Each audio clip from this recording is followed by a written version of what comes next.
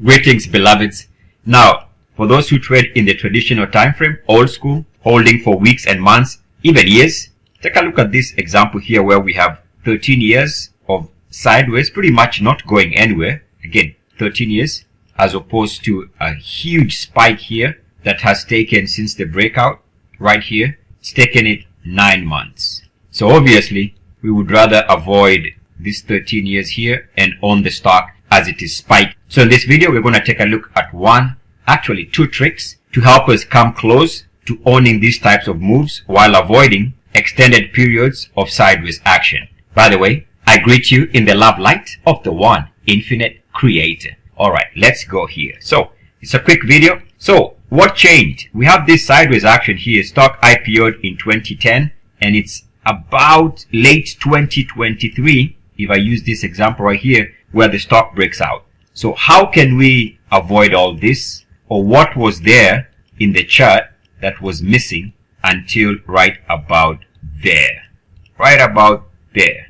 What changed? Alright, it's a quick video. Take a look. I speak about this all the time, but we can also see validity in this example because we move the RSI. Let's take a look at this RSI level here. What happens? The RSI for the first time ever, and this is where things change. Right here, late 2023, for the first time ever, we see your RSI moving above the magic threshold that I'm always talking about of 69.1. So during all of this period here, all of it, the monthly RSI, by the way, this is a monthly chart, all data, the monthly RSI was never above 69.1 until late 2023, and you can see what happened here from a timing perspective.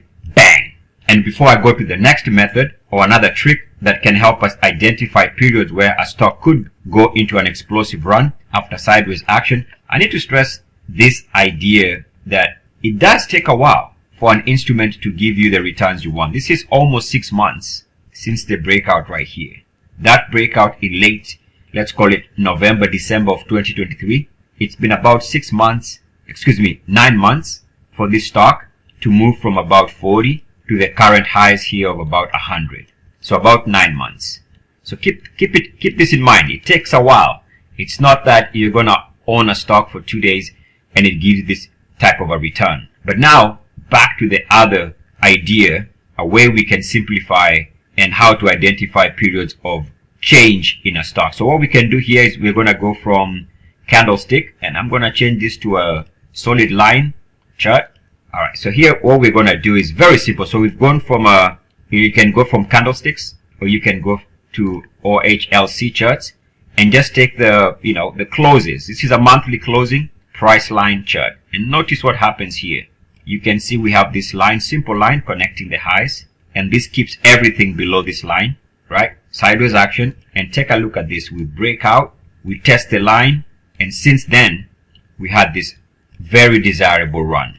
Yes, not all breakouts are going to work, but when they do work, this is a type of move you can anticipate if you're willing to hold for weeks, months, if not years in some cases.